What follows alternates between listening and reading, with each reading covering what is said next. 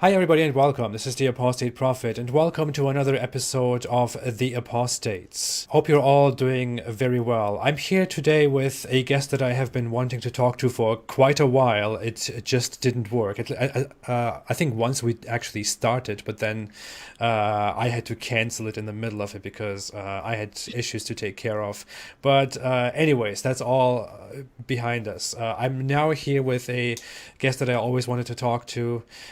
She's an ex-Muslim woman, an activist for women, and I'll just talk to her. I think she can say a lot about herself. Hi, Zara. How are you doing? Good, thanks. How are you? Good. Thank you so much. Thanks so much for having me. Indeed, it has been quite a while since we've had to record this. How have you been since then? Yeah, not too bad. Busy. We just had our no hijab day just a couple of days ago. So that was in prep, and we had planned a lot in advance for it, which went successful and it went really well, which is great. I've seen a lot of reactions to the whole no hijab issue. I mean, I have been following you online, your activism, and you made some posts that some people found very problematic, and you were attacked a lot for that. What exactly happened? I mean, the most recent post on Facebook had been about me posting my story, not even an opinion on hijab, on me removing the hijab, and then talking about how it was coercion. I wasn't physically forced, but there was a coercion of the hellfire, and that resulted in a lot of rape comments. That resulted in a lot of, "Oh, you're naked. Oh, she's an ex-Muslim." And I think it was feminism or feminists in Pakistan that reposted that tweet, which was really surprising because I had an ex-Muslim tag on it, and that obviously did not bring in the nicest reactions. I think in over 2 days, it generated about 1,000 comments. Uh-huh. Many of them talking about how happy I look and how free I look, or how more beautiful I look now, which I don't think beauty was a problem in the post. I think the thing that was quite obvious was mostly that um, my movement from one to another. But I think there was a lot of there were a lot of comments from people who hadn't worn it that assumed I was oppressed. And while that is true for many, it wasn't true in my case. But when you come to think of it, not having that choice from a young age did, in the end, like when you think of the aftermath, did make me feel like there was a part of my choices that were repressed because I never got it. But yeah, they did result in a lot of reactions. I think people are just scared, and they're astonished at women claiming their space outside, not just religion, but just outside the garment itself. What would you say is your aim with the whole no hijab thing, or with saying that you no longer wear the hijab and that you are for freedom? I mean, what exactly? I'm asking this question because, as you know, the reaction is very severe from some people, and they try to make it look like your position was to be against people who wear the hijab or stuff like that. But what exactly is your motivation in all of this? So there are two things. There is one in solidarity with women who are trying to remove it, women who don't accept it. And the other one is more about bringing awareness to those who have been, who think it's a choice, but it's not, Yeah. right? I don't have anything against people who wear it. My distaste comes against people who impose it on other people. My distaste comes from people who think that those who don't wear it are open to being raped or assaulted or harassed.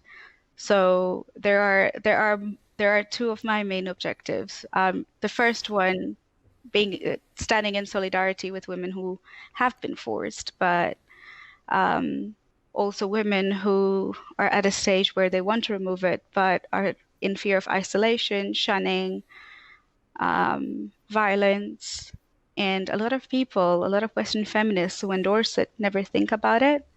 And I'm like, it's fine if you're supporting women who claim to be that this is their choice, there is no repercussions, whatnot. But the reality is that there are millions of others that um, are not given that choice. Would we do the same for FGM?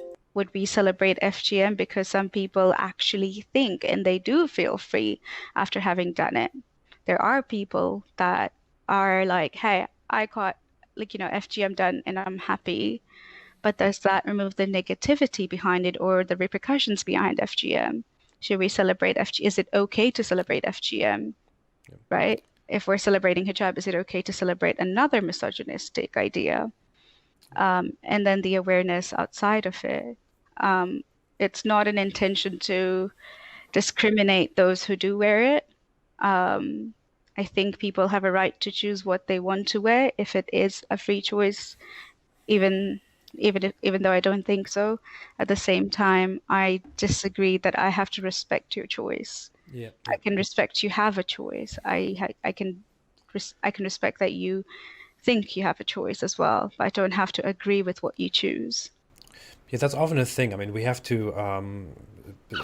They ask you to respect other people's choice, but what we respect is the fact that they can make a choice. We Yeah, respect that, but you don't have to respect the nature of their choice. You don't have to respect the specific thing that they chose. That would be absurd. You cannot expect people to just respect every choice that you make, because people make a lot of very very bad choices, a lot of stupid choices, a lot of choices that affect themselves in a very negative way, that affect others in a very negative way, yeah, and that might be one of those bad choices that we should never be expected or forced to respect. yeah. I mean, it's respect is one of I was just having this conversation earlier, but respect is a heavy word anyway. I mean, if those values do not align with my values, why am I meant to respect it? If that value does not serve a purpose that is good and for the greater good, why should I respect it? Like that, if I don't need people to respect that I'm an ex-Muslim, Yeah, yeah, right? I don't need people to respect my values. I need people to respect that I'm an individual that doesn't deserve to be dehumanized and attacked. yeah. You don't have to accept what I stand for. You don't have to respect it either, but you can still respect I have the choice to do it. Yeah, and you see that those people who ask you to respect their choice don't actually respect your choice. Yeah, They don't respect the fact that you are an ex-Muslim, or that you are no, supposedly naked now because you don't wear the hijab. They don't respect these things. They call you names, and they use these labels. And no, it is interesting that we have as ex-Muslims been dehumanized by so many. I never get as much of a backlash, even in conversations with Christians, as I would with other Muslims, just for the reason being I'm an ex-Muslim. And like, there's always this, why did you leave? And not in an inquisitive way, but in a more, I am going to oppose your reasons for leaving. I always like the irony in that. I mean, you just talked about how we don't get the same thing from Christians, for example, or people who are used to be Christians or grew up among Hmm. Christians and who reject Christianity don't receive the same reaction. Whereas if we just say that we left Islam, if we just make that a slogan, a cause, or not even that, if we just make the statement that we have left Islam, we already get a massive amount of hate. And ironically, at the same time, many proponents of Islam keep saying this thing about us ex-Muslims, that we supposedly have an obsession with Islam, and that we have to say that we are ex-Muslims. But why don't ex-Christians say that they are ex-Christians, but ex-Muslims always have to say that But they they are do. ex-Muslims? They Yeah, yeah, do. yeah, yeah.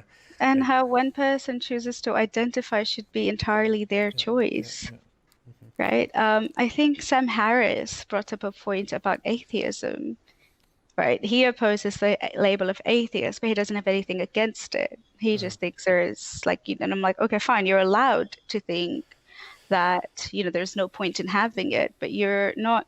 I think what you can't do is define what we should do. Yeah, Like, you can't tell me what I should be doing. yeah. You can go like, see, I don't see a point in you doing that. And I'm like, well, I do. It's like saying, I don't see a point in you ever stating your religion. Yeah. Which, to be fair, I think if people from different religions or whatever, if they only introduce themselves as human beings first, then as of any race, nationality, religion, thing would be in a better place. I Yeah. feel like, especially with Islam, people put it at their forefront that all of their decisions revolve around it. We were literally brought up to think that we are from the right religion, and that we're so lucky to be in this religion, and that made no sense to me. Yeah. I don't know if you have learned the same concept, but there's even a very popular concept in Islam that is that Muslims are one group, that Muslims are one nation, and that all the other disbelievers, all the non-Muslims are one nation. It is like us against them. That is how Yeah, I was brought up. yeah. That is how many of us are brought up. Yeah, yeah. I mean, I was brought up as a Shia, but we had the same concept, and not even just that. It was just being a Shia versus, and being the Shia that I was in was the right sect versus everybody else. Like my parents, my dad, my mum isn't that opinionated about it, Uh-huh. but my dad used to say that the Sunnis reciting their nikah is not halal because they're not reciting it the right way, because they're not saying the Shahada the right way. Um, so that never like I think one of the biggest problem in general I felt as a Muslim, the Muslim community had, is there was so much discrimination between Muslims. They could never agree on things that that they could never unite together, especially when people were like, look, you have problems in between as well. You guys can't even get Yeah. yourself to agree on one thing. That tells you how absurd religion in general is. Because if you think you're more virtuous than another, you're basically just being hypocritical then. It's funny. I was brought up. I was brought up being taught that Shia are not even Muslims. I was taught that. I was taught that it is us Muslims against the world, and us Muslims meant us Sunni Muslims. Yeah, Shia Muslims were not even Muslims to us. They were. I mean, we learned that they are. That they are even worse than the Christians and the Jews non-Muslim. because Yeah, they pretend to be Muslims and they yeah. pollute Islam. What we learned always. So one of the very first concepts I disagreed with when I was like 13, despite like the praying part, like one of the very things that I went into detail was the concept of temporary marriage, that the Shias have the muta. And I asked my friends, and I'm like, so why do you disagree with? Because I used to study with Sunnis. So it was an Islamic school. It was a Shia Islamic school, but then they had Sunnis as well. We would just study the Quran if that was a class, or Islamic studies in general Islamic. So I'm like, why did you agree to that? Like, and then they were like, look, it was in the time of the Prophet, and then it came, after the other caliphates were in power. Excuse me. After the other caliphates were in power, it was removed. And I was like, okay, well, that makes sense because if you think about it, I don't like how it's being used for prostitution. Yeah, I don't like that there is a back door or there is like a clause that can be defied yeah, because that's not how Islam should be. So I started having a discussion with my dad, especially at the time when my sisters were getting married and my sister and my brother were getting married and engaged. And I'm like, I still think it's haram. Like, that was when I started opposing it. And that's when I slowly built up that idea that I don't want to be classified as this type of a Muslim. I wanted to just be a Muslim. yeah, And then I realized that that concept never really existed yeah, because there's so much isolation, that not just isolate, there's so much confusion in just being a whatever Muslim. Like every sect had their own rules. Within sects, they had sects. yeah, And that within that, they had individuality that was different. So nobody could ever claim they were going to heaven doing this, this, this. And then that's when like things started breaking down to me, like fundamental things. I'm like, but you said you're going to heaven, and I think I'm going to heaven, but we're doing completely different things and we see things differently. So clearly, God does not know who's going to heaven because he's just trying to divide us. And if we're meant to fight to it, then how are we peaceful people? yeah. It is. It's funny that you bring that up. I mean, as Shia Muslims have these internal struggles as well. Not, it's not only against, and we went from Muslims against non-Muslims to Shia against Sunni Muslims, but then Shia Muslims among themselves have these have divisions too, have this Yeah. big thing too, and among us Sunni Muslims there is a huge problem too. I mean, some people know of it. I was, for example, I grew up among uh, I grew up into a Sufi Sunni Muslim tradition, and according to traditionalist Muslims, according to many of them, and traditionalist Muslims are probably the majority of English speaking Muslim apologists online. If you look at it, according to many of them, we are not even proper Muslims. We are heretics because we believe in a wrong manifestation of Allah's existence, Yeah. and we secretly learn that we should not be hostile to them and not disrespect them, but that they are problematic and that they are not rightly guided. Yeah. That's how I grew up. So there is this massive division after division in Islamic society. And ironically, on top of all that, Muslims come and say, well, we are 1.8 million, 1.8 billion people, and we're the fastest growing religion, and we are loyal and we are united, and we are all together. No, you're not. You're And the not. reality is, which Islam is growing? Which Yes. Muslims are growing? You can't even answer that. So then they go like, people are converting to Islam, and I'm like, yeah, but which Islam? Yeah. Yeah. I think what Shias like the biggest distaste Sunni and Shias have is on Ashura and Muhammad. Sorry, on Ashura and Hussein, like Muhammad's grandson, and also like the caliphate as well. So this is like from a Sunni's perspective, it has always been that you praise Ali and Muhammad more than you do Muhammad. Sorry, Ali and Hussein more Understood. than you do Muhammad. And I was like, you're actually right. That is actually true, but people don't want to agree to it. Yeah. They say like, yeah, but Muhammad was the last prophet, but then, his grandson as well. And there's so much masochism of like with Muharram and Ashura that you're like, what is happening when you see thousands of people beating themselves over something that happened 1,400 years ago? Hell, more people died in the Holocaust Yeah. than they did in that war against people who waged those war, Uh-huh. right? They could have easily avoided it, but they didn't. Not saying Yazid had a powerful position, but it was like 1,400 years later, these people are still crying over it.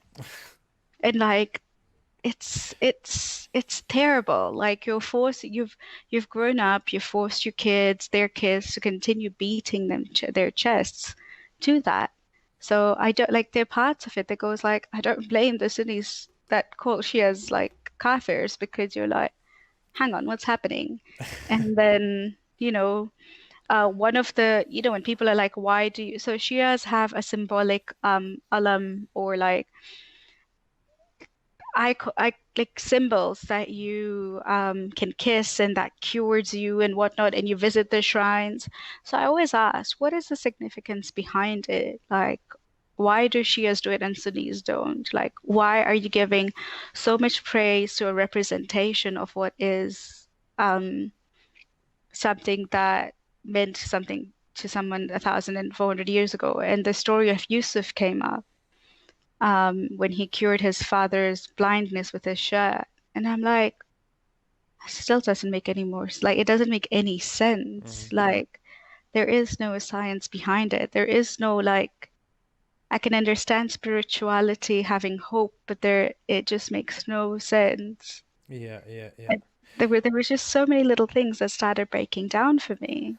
For all those who are not aware of all of this, it is basically that Muslims after Muhammad had to decide who their leader, who their successors are. After Muhammad died, three caliphs became the new successors, and then after those, Ali, who was who was very close to Muhammad, who was also his son-in-law, and also his cousin, Yeah. became the fourth caliph, and then a huge disagreement started over that. He was killed, then his sons attempted to take over the caliphate, and a huge internal war started. They were killed in very very brutally, apparently, or so we Uh, know. well, well, the son of Hassan wasn't killed as brutally. Actually, this is fine. Okay, Hassan wasn't killed as brutally. He was poisoned. So okay. So basically, after Muhammad, the Muslims couldn't agree who is going to lead the Muslim world. They disagreed, started killing each other, and that's where the whole division between Shia Islam and Sunni Islam started. Sunni Muslims.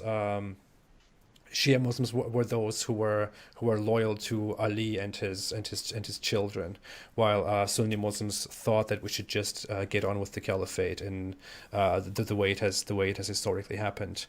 And since Shia Muslims are so loyal to Ali and his family, they have become known as those who align themselves with Ali, which is why Ali and his family have such high importance in Shia Islam. And since according to Sunni Islam, this is regarded as an obsession with Ali and his family.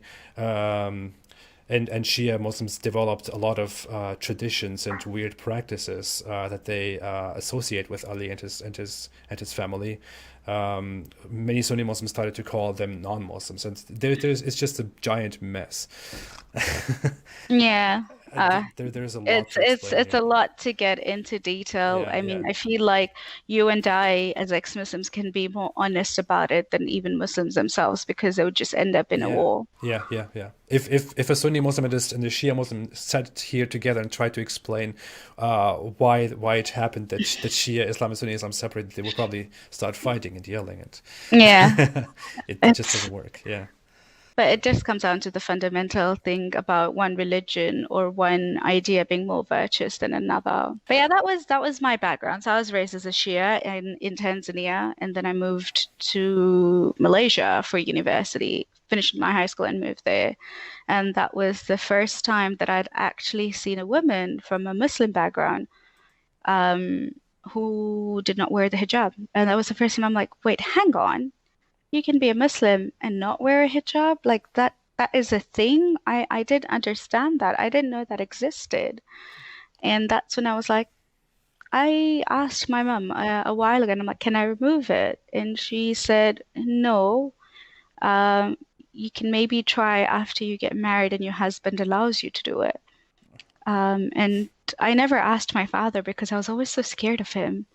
Not that he was particularly abusive or anything, but it was just like these things, like I'll talk to my mum about it. They're just like issues that another woman or like another girl would talk to their mum about it. And that's when it felt like I was either my father's daughter or my husband's wife. And I'm like, but when do I get my life? So I was raised like that, even though like I'm the first girl from my family who got degrees and whatnot and has lived overseas and, made a life for herself and whatnot. It's like I was never ever stopped from that, but I was still brought up with those ideas that I was not equal to a man. hmm Um, Even though I think my dad was part of feminist because I feel like when he raised us and he has like five daughters and one son, he's like, I might as well, like my daughters should know how to drive. My daughters should he never taught me how to cook, even though he's a chef. yeah, So, it was never like you have to learn how to cook, but there was always this idea that I think the camera's blurry. yeah. Okay, cool. Yeah, there was always this idea that I was never equal, and it wasn't explicitly told. Like we never talked about inheritance, we never talked about testimony, we never talked about many concepts that I had read after I'd left Islam or in the process. Um, my family paid for my education. They never stopped me. I got a job. They never stopped me. So I didn't particularly come from a repressive background. But there was an idea on like how I was raised where like you had to sit a particular way or you had to dress a particular way or that you couldn't show your hair to these men. And it was fine to show it to my dad, my brother, and my uncles that I was sexualized from a very young age, and not just by my parents, by Islam itself, because they were just being loyal to the religion. They were just told that this is what a girl needs to do. And they're like, oh, okay, cool. And like, I've always had a very petite build. So when I was 8, I was always really, really tiny anyway. So wearing a hijab on me just felt like, it was like really tiny. I looked at my photos and I'm like, but I look so tiny. I don't have many photos of me in a hijab when I was young. Um, but it just like now when I think of it, I'm just like, I lived in a community where everybody did it. Yeah. So when I moved overseas, I was like, you exist? Like, I didn't know this was a thing.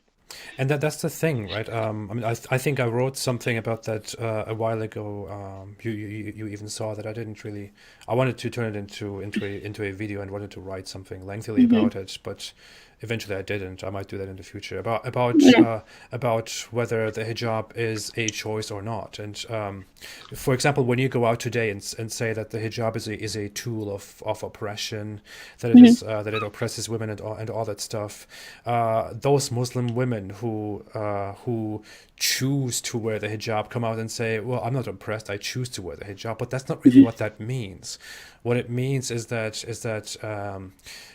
in a Muslim culture, it is just the thing to do to wear the hijab. As a woman, as a woman's existence, you are supposed to wear the hijab. The question whether you should wear the hijab or should not wear the hijab is not even a question that is fundamentally there. That's a question that you might ask or others might ask because they become familiar with the reality that some people don't wear the hijab, but naturally you are supposed to wear the hijab, and Yeah. when you start protesting that, when you take it off, then it becomes evident that it is actually forced Yeah. culturally.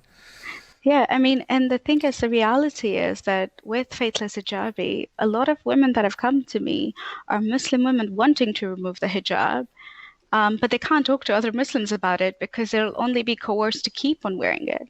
So a lot of the girls Yeah. from my community who live in the UK or have lived in Tanzania, and they'll come anonymously and they're like, I really want to remove it. And I really just want to not wear it, and I don't know how to dress I don't know how to dress outside it because I feel naked because I've been told that I'm naked if I don't wear it. But I don't like it. And they're mostly Muslims. Like I don't think religion is their forefront that they need to look into it or not be Muslims, but it's mostly that they're not going to go to other Muslim women and ask that Yeah. because most of the time, most of them will tell them, oh, it's only because your iman is weak. Just keep on wearing it, hang on, pray more, you're going to be fine. Instead of somebody going like, okay, well, you don't want to wear it. What are you going to do about it?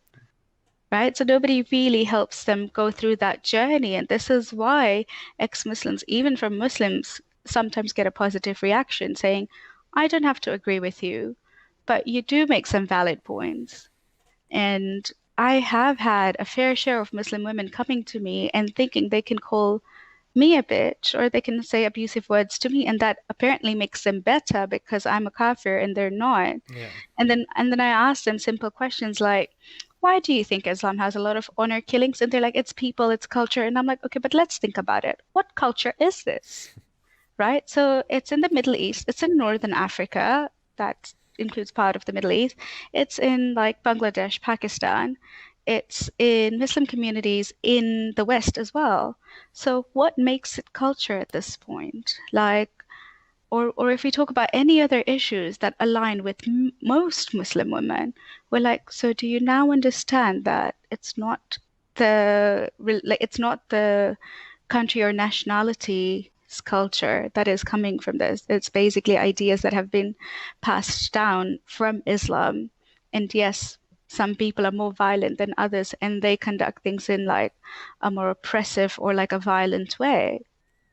Yeah. And, I have had some girls who are now my friends, still Muslims, and will still lol at some of my blasphemy posts, even if Yeah. they won't blaspheme themselves. But they're like, we've seen how much abuse you get, and that itself makes me feel ashamed as a Muslim. And I'm like, I haven't said anything different than the reality. I put a fact out there, I will get 1,000 shots from so many Muslims than you would in in fact than you would actually. I would get hit more only because I decided to leave, only because um, I am now spreading false propaganda about Islam when all I've done is put the news out there, even without an opinion. And I think that's where there is a part of Muslims that do support us and they do come because they see how violent the world outside their bubble is. Yeah, I got quite a lot of reactions too so far. I still get them occasionally of Muslims thinking, "Hey, I'm a Muslim, but I really don't agree with with how these people react to you. So I'm sorry." You know, people say that, and they cannot even give their support or make their disclaimer publicly. They have No, to they can't because they have to do they'll it in secret. Yeah, exactly because they're being attacked as well, which yeah, shows the exact problem that people face in religion yeah, and how, liberalism has also been defied by fundamentalism. Like yeah. people who do consider themselves liberal Muslims or modern Muslims, and they're happy with that, and they're like, "This is my personal belief," but they would also be attacked. Those women who say, "Oh, this was a choice for me, and I still wear earrings when I wear my hijab," and I'm like, okay, how do other Muslims react to this? What is Islamic ruling on this? Not just hijab, but any action that is not fundamental will always get a backlash that is so hard that you're like, hang on, what is this? Like, I think that's the easiest way to get many Muslims to think about their belief system. I was I lived in Turkey for quite a while, for a decade or so, and Turkey is known to be one of the secular Muslim countries, one of the very moderate and Western Muslim countries, and I've seen it there. I mean, I knew of two people very personally who wore the hijab and who really didn't want to wear the hijab, and really wanted to take it off, but really couldn't take it off because even if they brought it up, the reactions were very severe. In fact, one person very close to me has recently stopped wearing the hijab, and it took a very long time to get there. This person wanted to take off the hijab for quite a long time, but the reactions were so severe in this supposedly secular, modern, open-minded country called Turkey. And eventually, when I was asked, I just said, "Hey, just do what you want to do. Just do what you feel like you should do, and forget about the reactions." Eventually, it happened, but even there, the backlash is so huge. And at the same time, even in that most moderate Muslim culture, people say, "Oh, people choose to wear the hijab. No one forces you to wear the hijab. And if you don't want to wear the hijab, then you just take it off, and no one cares." Yet they do care. They care They do very care. very The question deeply. is, if it's a choice, then if I take it off, surely it wouldn't matter, would Yeah, it? yeah. I actually posted this question to many Muslims from my community, which is obviously close to home for me because I know how they're raised. And I'm like, what if your daughter decides not to wear it? Would you give her that choice? And they always say, yeah, yeah, that's fine. And I'm like, are you sure? Because when I talk about it, you insult me about it, right? You put me down about it. But then if your daughter decides to wear it, what are the chances you wouldn't disown her or even put her down? Yeah. Like it took my family a long time to accept it.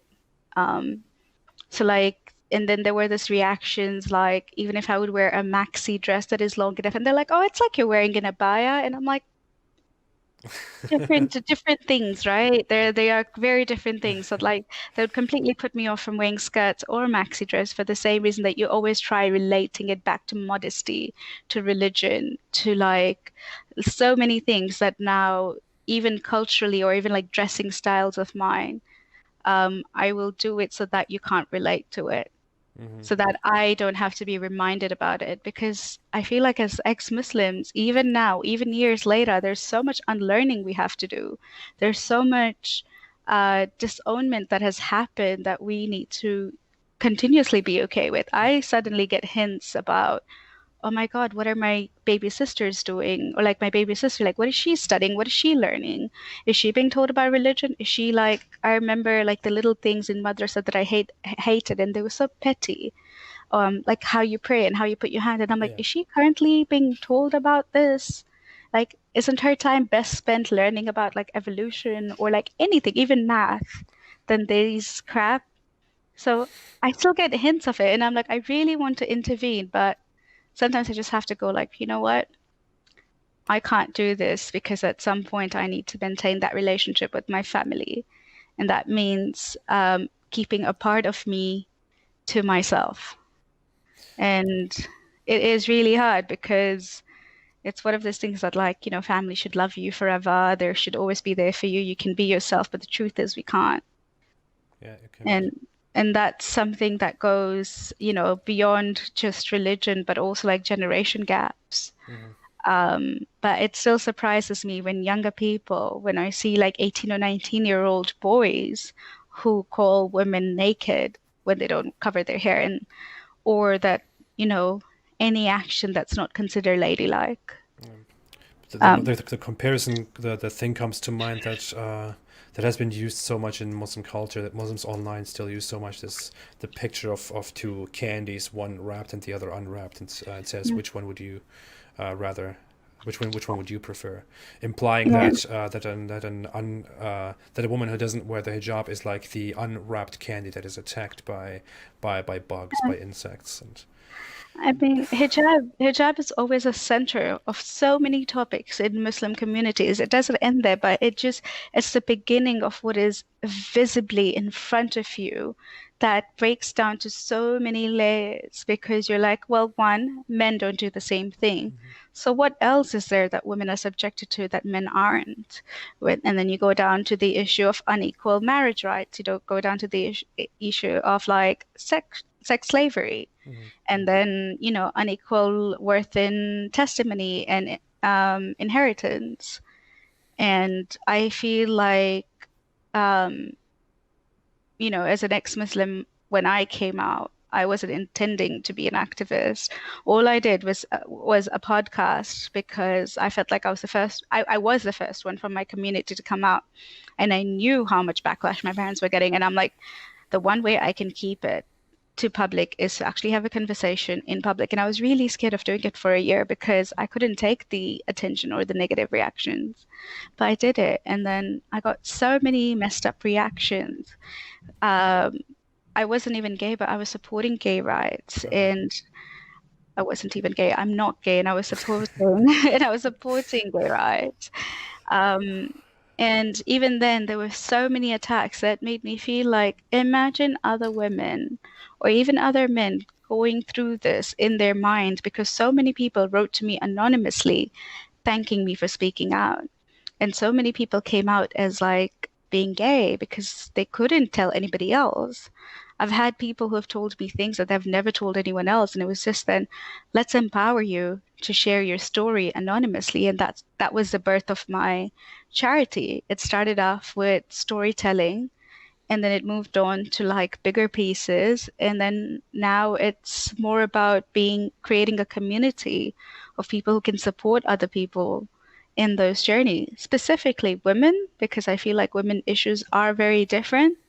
But at the same time, we've had a lot of male support because there's a lot of like I feel like feminists tend to make the unequal rights issue their issue and don't share it with the other counterpart to go like, hey, look, listen to us. Like, let's work on this together because this affects not only the women in the society, but also the men in the society. Because you'll have daughters, you're going to have wives, and you have mothers, and you want them to be equals. You want them to have the same rights as you do. So we've had a lot of male support as well coming out of it. And there are a lot of not only ex-Muslim, but even Muslim men are like, not, I'm not an ex-Muslim or I'm not against Islam, but you are right. Our community does have a problem. yeah. And it also starts by analyzing relationships between a father and a daughter, a brother and a sister, a mother and a daughter. I thought about this. I thought about this for quite a while. I even want to. want to revise it a little bit and maybe publicly work about this. But many Muslim fundamentalists keep saying that that apostasy was detrimental to society, or atheism was detrimental to society, which is why it is completely justified that it is banned, for example. Hmm. Whereas you could argue that Islam is. I would argue that Islam is detrimental to society because of the issue with women, for example. I mean, if you just compare Islamic society to Western society, Western society, gives women the ability to be half of society, to be part of society, and develop society further. Contribute with their ideas and shape our societies, shape our world, shape our thoughts, our culture, the way we think. And we do not only benefit from the productivity and efficiency and ideas of men who build stuff and who fight. We also benefit from the minds of women who contribute in so many great ways to Western society. The Islamic world is completely lacking in that. The Islamic world relies on the minds of Muslim men who carried the Islamic world so far and who are still vastly carrying it. The women in the society who could otherwise contribute to society in so many great ways. I mean, don't deny it, people. Muslims, your mothers have sometimes amazing ideas. Your sisters have amazing Yeah. ideas. The women in Islamic society have sometimes very great ideas that Islamic society could benefit from, but it doesn't, because Islamic society puts women down, doesn't want them in the position of rulers, doesn't want to bring them into the foreground of society, and that is detrimental to society. Yeah, That's I think the important distinction, and while I agree with majority of what you said, but like the important distinction is that a lot of people will then give you examples of Muslim women who have accomplished things. hmm And they're like, okay, great. As a Muslim woman, so did I. But that didn't change anything about what Islam I had to know. say. And I like that you said Islamic world versus the Muslim world, hmm because hmm there is a key difference hmm there. hmm And even when you said Islamic world, I would think of Muslim majority countries, hmm where countries like Indonesia are quite different to Yeah. countries like Saudi Arabia. But at the same time, it's not like there aren't any repressive laws against women in Indonesia. Yeah. And then that's where we go like, what are the standards for women? Like, why do we need to have different standards to go like, oh, well, at least in Saudi, they started driving 2 years ago. See, that's a change. Is that how low our standards are for women? Or like in Indonesia, when people go like, oh, at least one Muslim woman is an astronaut. And we're like, is that the standard? It should be all women. It should be all Muslim women. Yeah. Yeah. It should be all men fighting alongside all women to get that equal standard. And And that, sorry, go on. no, go ahead. And that I feel like when people give us examples of one or two people, and I'm like, great, I'm happy that this is out there. What else? What are we doing in the larger picture that equates to changing foreign policies? What are we doing in Indonesia when people are getting caned? What are we doing in Jordan or in Turkey, which I think is a bill that is about to go out, where women have to marry their rapists?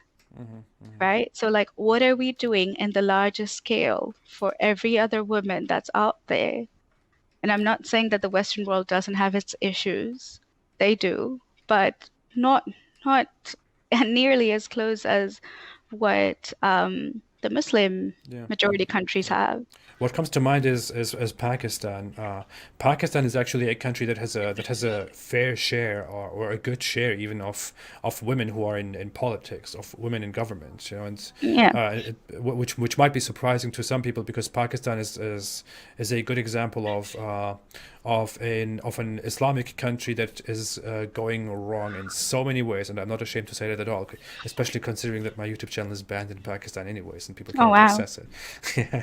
But the thing is, I mean, you could point out that in Pakistan, for example, women are in politics, but that doesn't change the fact that it is some women who are in politics in Pakistan, while many women, especially from religious circles, are not allowed to go into politics or are not even allowed to properly go into the public.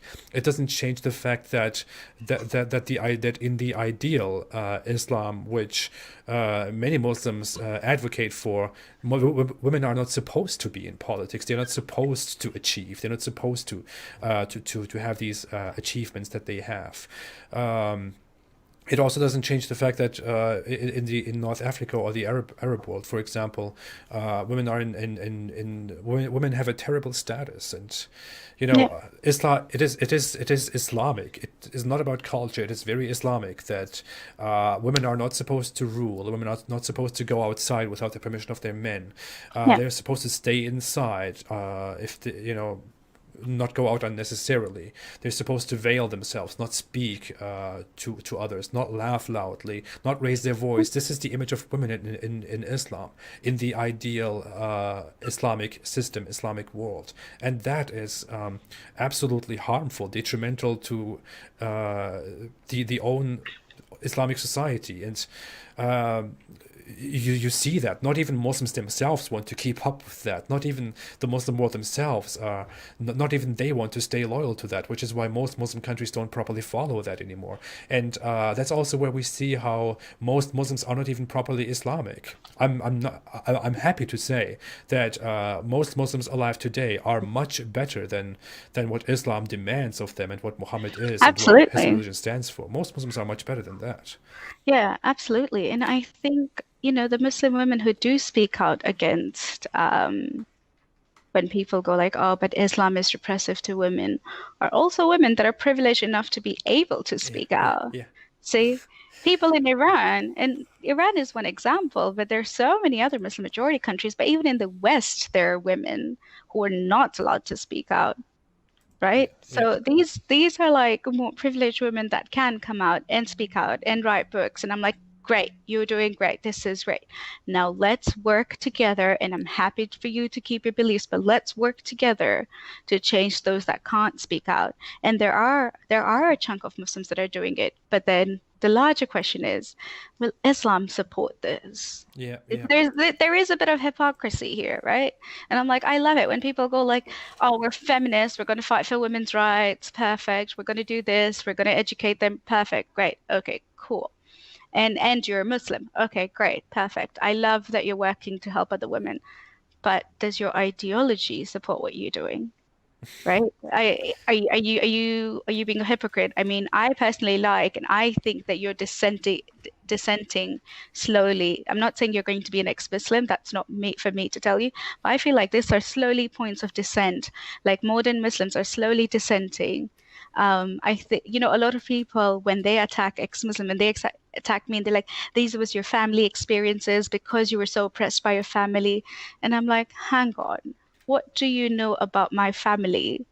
Like somebody just generalized me and said, oh, it's so sad that your family don't talk to you. And I'm like, I just met my family like a few months ago and we just had a video chat on Eid.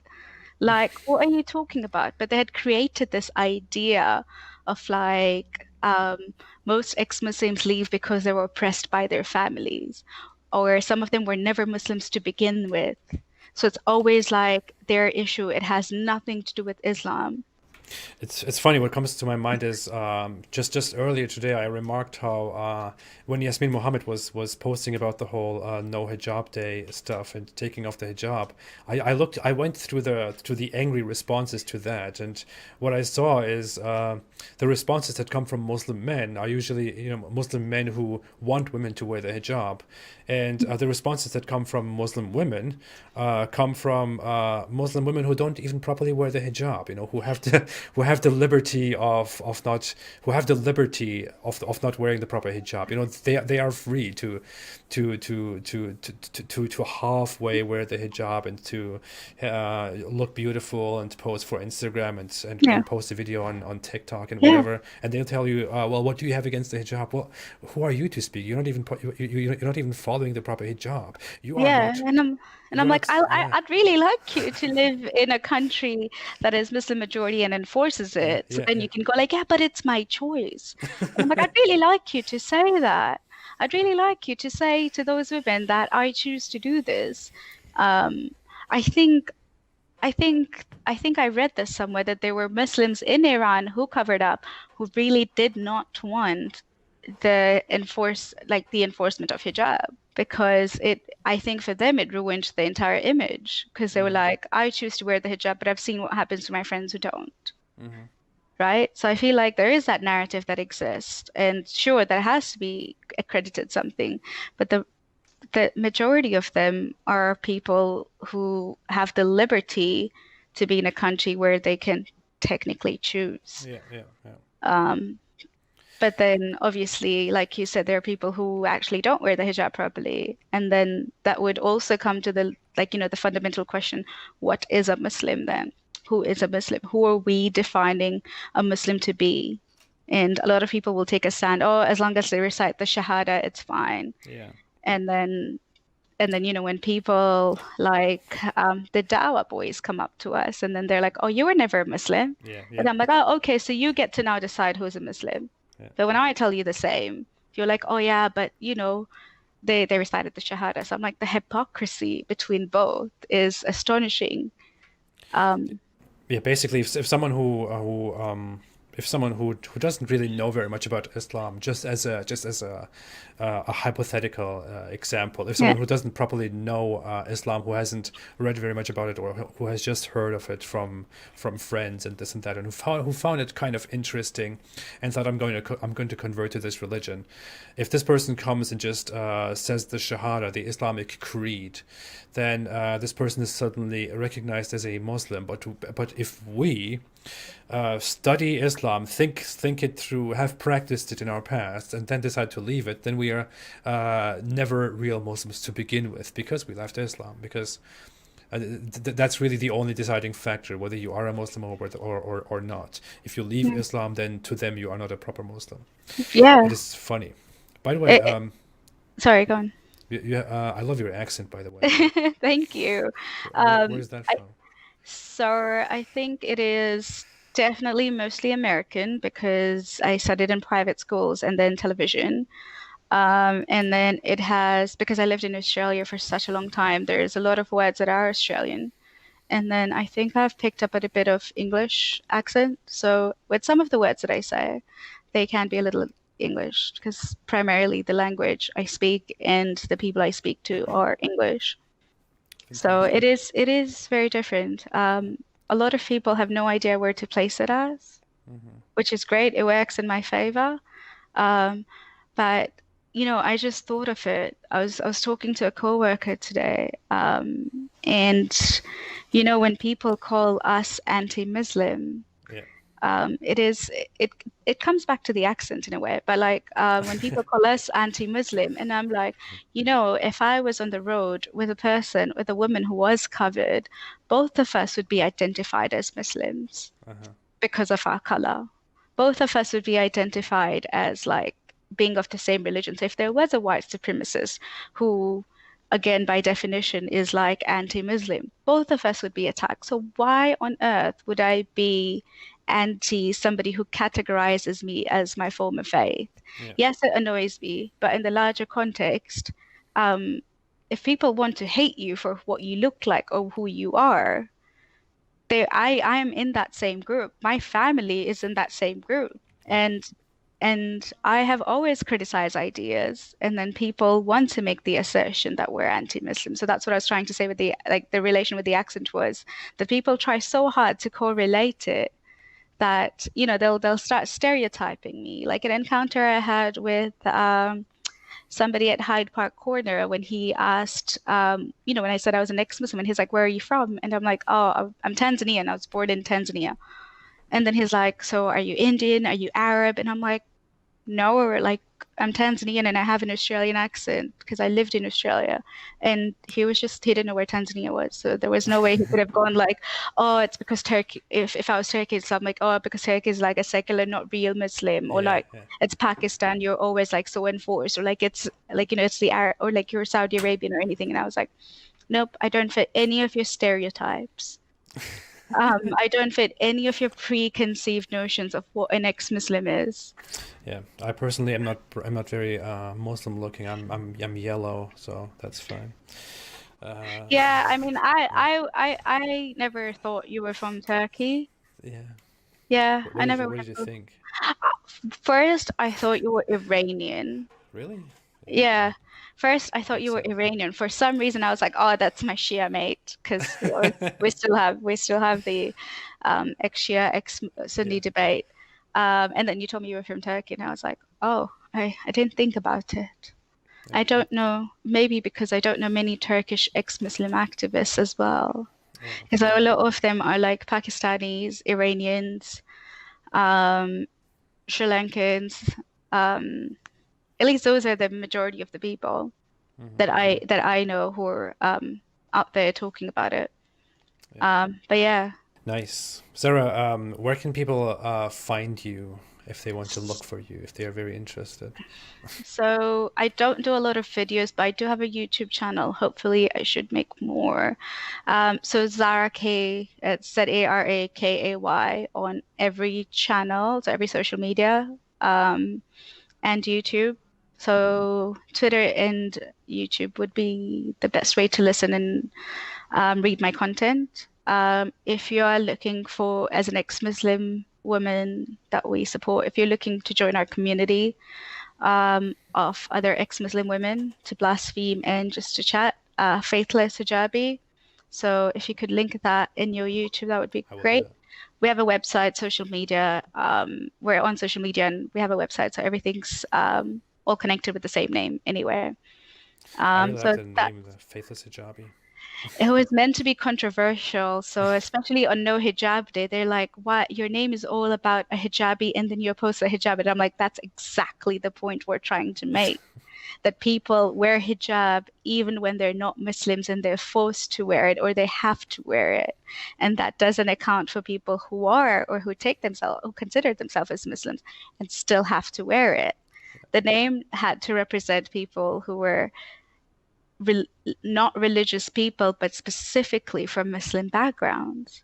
And then we wanted to make it women specific, so then we can kind of create that parallels between different people coming from different backgrounds, and coming together to talk about the same issue that is so relatable to all the girls. Yeah, yeah. That's fantastic. This was really good. I'm glad Yeah. we finally did it. Yeah, yeah, yeah. I'm really happy we have this. We finally set it up. Is there anything else you would like to let the world know, let non-Muslims and Muslims and ex-Muslims and everyone out there know? I think I'd just like to draw parallels between women from honor-based abuse backgrounds. I feel like Muslims and ex-Muslim women have a lot more in common than they would think at first.